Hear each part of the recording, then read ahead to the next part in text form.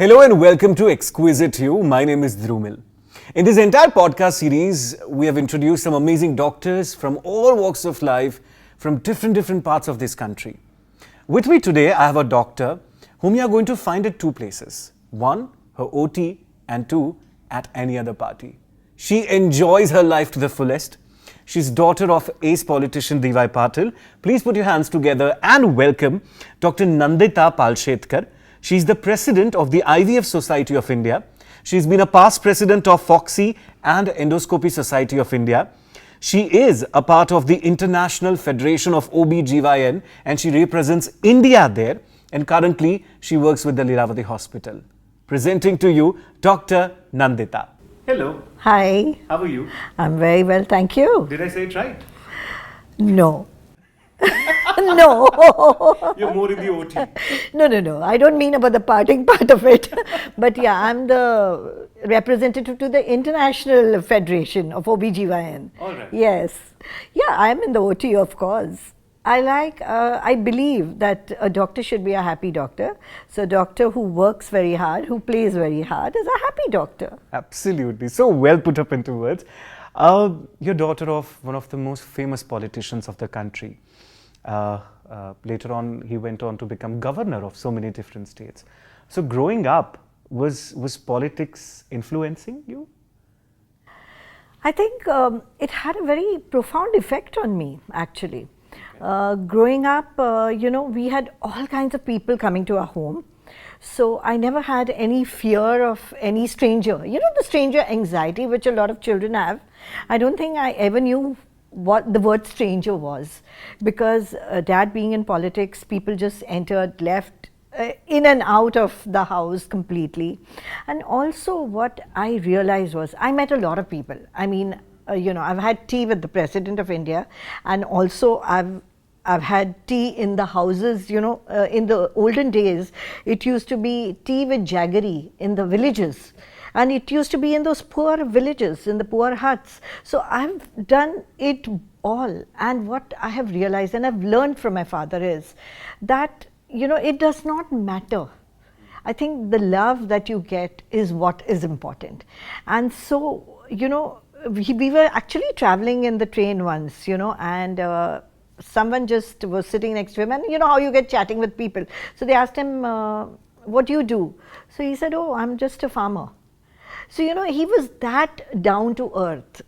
Like, he never told that person who he was, what he was, and, everything. At heart, he's a farmer. And that's what I realized. Positions come, positions go. But you are going to be who you are. And that is what you need to remain and remember. I think it's a very important lesson which I learned very early in life. But he was also strict. And you were scared of him. I was terrified of him. It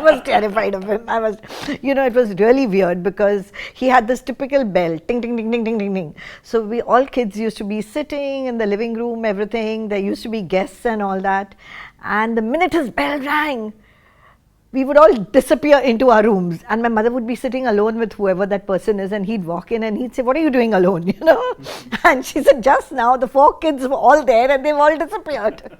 But yeah, we were scared of him, and I still remember one incident, I was in MBBS first year, and we were all very excited because we had admission in merit. So after 12th standard, working so hard, we got admission. So the entire class used to bunk and go for movies. And, we were all pulled up.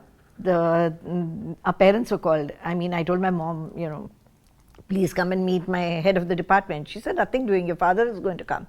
Imagine Patil Saab coming there. So I was really petrified, but I had no choice. My mother was quite a tough lady. So she said, sorry, dad is coming with you. So Dada, as we call him. He came and he sat down in front of me and with the HOD, and the HOD said, you know what, her attendance is not complete and we won't give her the form to appear for first MBBS. And first MBBS, as you know, if we don't appear, we stay back a whole year. There's no ATKT as in engineering and all that. So I was really aghast. And my father says, yeah, I think she deserves it. She doesn't value the education. I said, oh my God, now what do I do? You know, I was दोनों near तरफ to से फंसे। tears.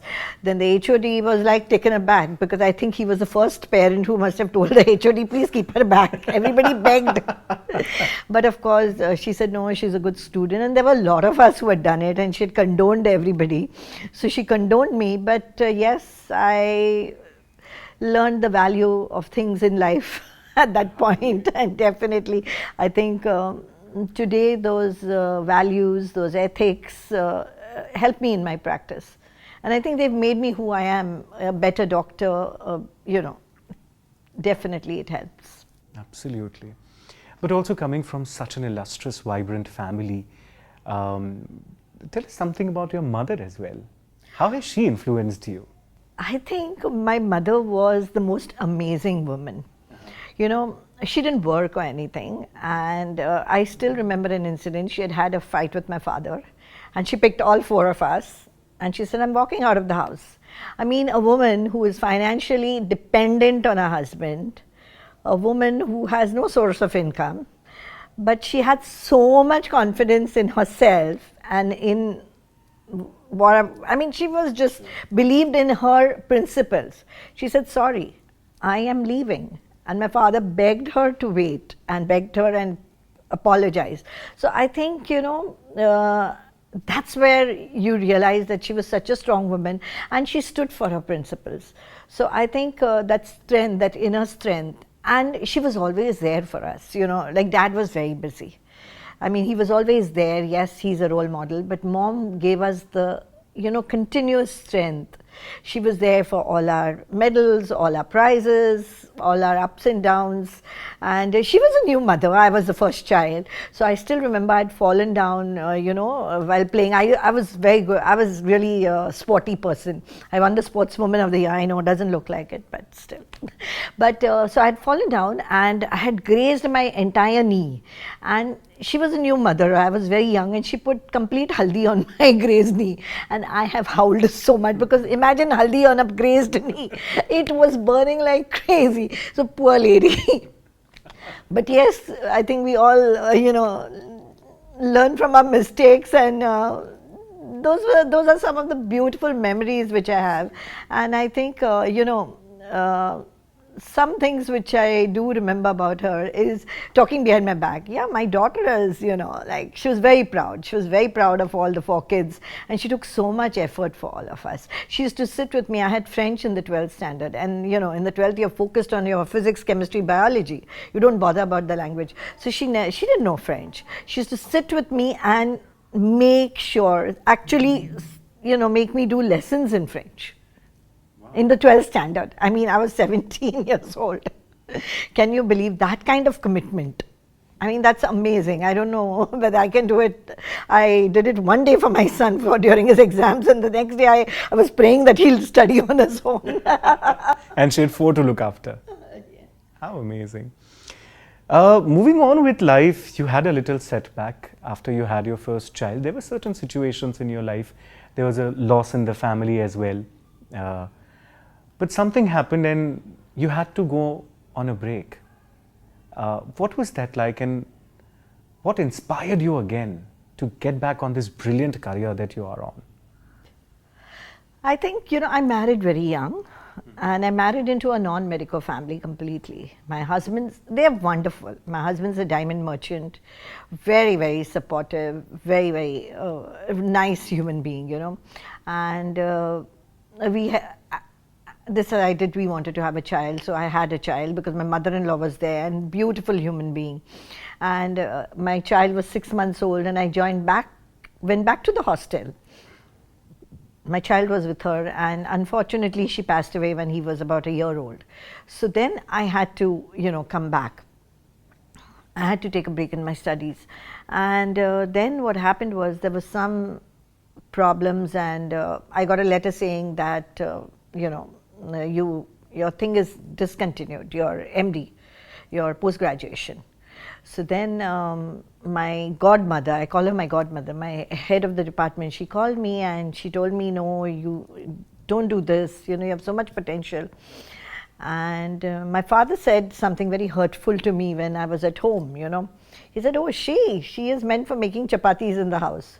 That really hurt me, you know, because he was also, you know, he couldn't believe that his daughter, who was so... That was his way of... Yeah, that was his way of, you know, pushing me forward. And, sorry, it was a tough time in my life. And I went to the university, and the registrar, you know, he just, he didn't know me. He didn't know who I was or what I was, whose daughter I was, because my surname is Palshetkar. It's not Patil. And I told him that, you know, I have a son and this is what happened and will you please. And he just helped me out without knowing that it's a young girl with a child, and I believe her and I must help her. Wow. You know, that's something so beautiful, and that is my mantra in life, that if anybody needs any help, I think one should really help without hesitating. You know, today we suspect people, is he really truthful, does he really need it, is he acting? I don't do that. Maybe 10% people are crooks, let them be. But I think if you are in a position, if I can give you a glass of water, I'll give you a glass of water. That kind of help also. I think that is something that, you know, we should do. And it really, really changed my life, and God bless him. Yeah, actually, God bless him. That's the reason we have such a talented doctor sitting right in front of us. I mean, my life would have been different. Representing our country at so many international forums. Your husband, as you mentioned, is into the diamond industry, but eventually I get to know that he joined you as well. No, that's my son. Oh, that's your son. Yeah. Your son's joined you. Husband cannot do medicine. Diamonds. You know, but let me tell you something. He got a doctorate in diamonds. What? Yeah. He got a doctorate. He was given an honorary doctorate in diamonds. So we tease him that all doctors, my son is a doctor, my daughter-in-law is a doctor. So he said, you were really feeling left out. So he got a doctorate in diamonds about 2 years ago. Wow. And you're also a grandmother. Yes. Don't tell me. I'm a proud grandmother. I love her. Wow. But you know, let me tell you the story of my son. Because my son, he was in the 9th standard and he always wanted to become a businessman. Because mother used to study. Mother loves to study. I still study. I enjoy studying because that way I update my knowledge. And believe me, my patient treatment changes every time I see a patient, because I'm reading, I'm updating, there's so many new things coming up, so it's beautiful. So when he saw me, he used to see me studying all the time. So he said, "Ye kya padhai karne ka all the time, study." He said, "I don't want to be a doctor. I want to go into business like my father." And then in the 9th standard, we were, you know, I used to give talks and all. So we had those big handy cams, you know, so I got him because these kids, you know how good they are with all the electronic equipment. So he came into the lab to record all my procedures. And he fell in love with the lab. He just changed. In the 9th standard, while recording everything, he came back and he said, "Mom, I want to become a doctor and an IVF specialist." So I'm really happy and proud today that he handles 2 of my units independently. And he's doing I mean, I'm enjoying my life now. You know, I do very select patients, and he's part of my practice. And of course, he's independent also, but that's what happened. So I said, what happened to the studies? Now he's studying also. But yes, I have a lovely granddaughter, and today while coming to Goa, she told me, "Get me white sand." Now where do I get white sand from? Does Goa have white sand? I think Palolem Beach. I have to send somebody to get white sand. See, you could easily become a politician if you wanted to. It Yes. was homegrown. Women and women. It was homegrown. You chose this noble profession, but at the end of the day, both these professions work for people. Has there been a patient story that has impacted you, that you very vividly remember in your life? Any particular story? I think, one, because it's very technology related, and one, of course, because it touches the heart. So I'll tell you both my stories. I think they're very different. One is Miss Diana Hayden, who was Miss World in the 2000s. And, she came to me, and she was referred by a friend of mine. And she said, I've been referred to you that you would do my egg freezing. She says, I don't intend to get married so early, and I haven't found my Prince Charming, so I want to freeze my eggs. And I was like, wow, that's great. And we had just got this new technology of vitrification. It's a new technology of freezing embryos. So we were freezing eggs with that. And she was probably one of the first patients in the world who has done it for social freezing. Till then, this egg freezing was offered to cancer patients. You know, when you have cancer, you take drugs, you take radiotherapy, which ruins your ovaries. So before taking all that, we remove the eggs out and we freeze it, so that once they've recovered from cancer, they can have a child when they get married, and there's life after cancer. So we froze her eggs and everything. And when she was 40, obviously I told her to try naturally, but she could not conceive. And then she came back, and we used those eggs, which were frozen 8 years ago. And she's had 3 children with those eggs. Can you imagine? I mean, this is the technology of vitrification to you. And at the same time, I did Diana probably in December, January. And I did another very famous person whom I'm not disclosing. And she came to me in October, and she had 10 embryos ready. But the technology was different of freezing. It was slow freezing. And out of 10 babies, I could retrieve only, I think, 4 babies I could retrieve. And she got only 1 child. And here, out of 10, we got 3 children.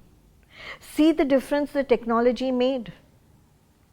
And that person has come back to me, but it was too late. By the time she wanted to have a second child, she was very old. I said, now I can't give it to you because I don't have anything frozen.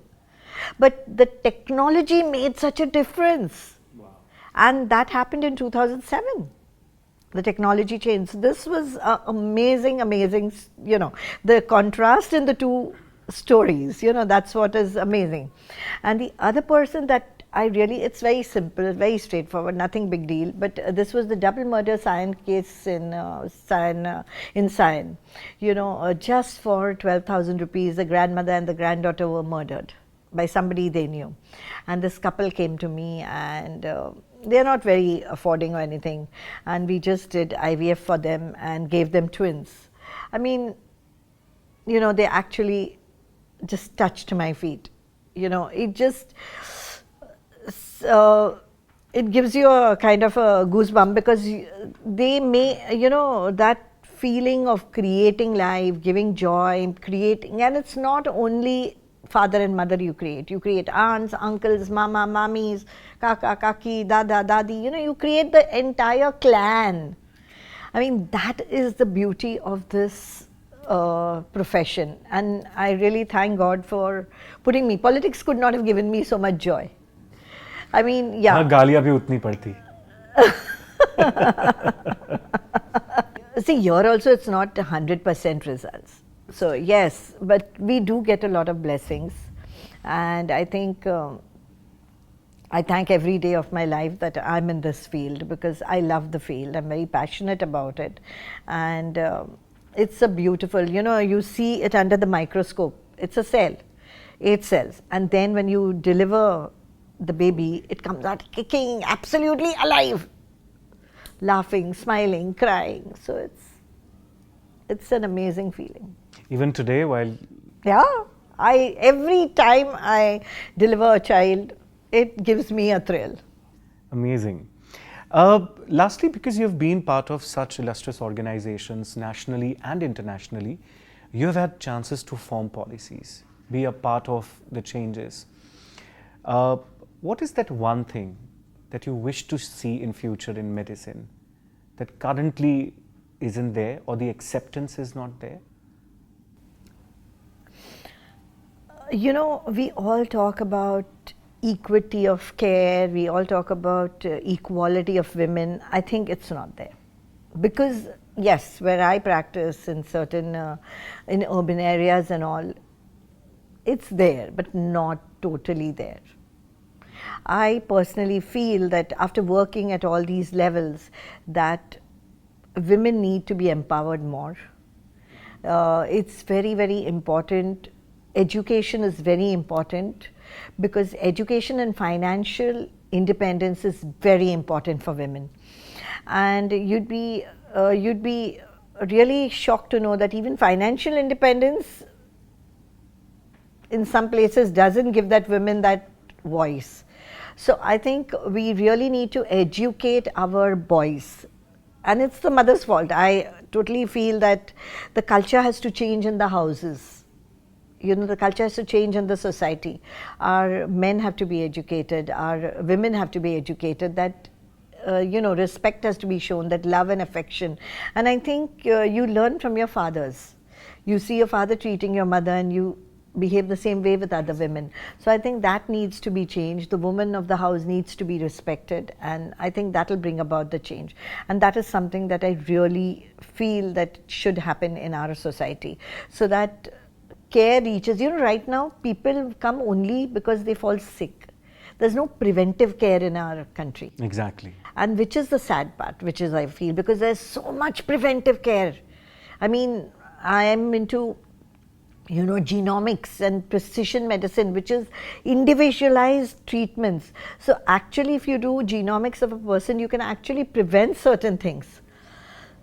So there's so much happening on preventive care, but unfortunately, it is only accessible to a few percent, and that too, those percent are unaware of it.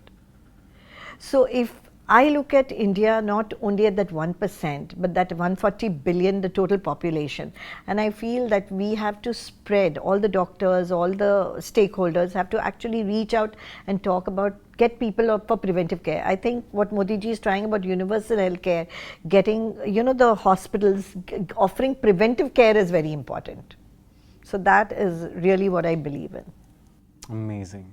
It's been such a pleasure talking to you, Dr. Nandita. You're full of life. You're so passionate about the work that you do.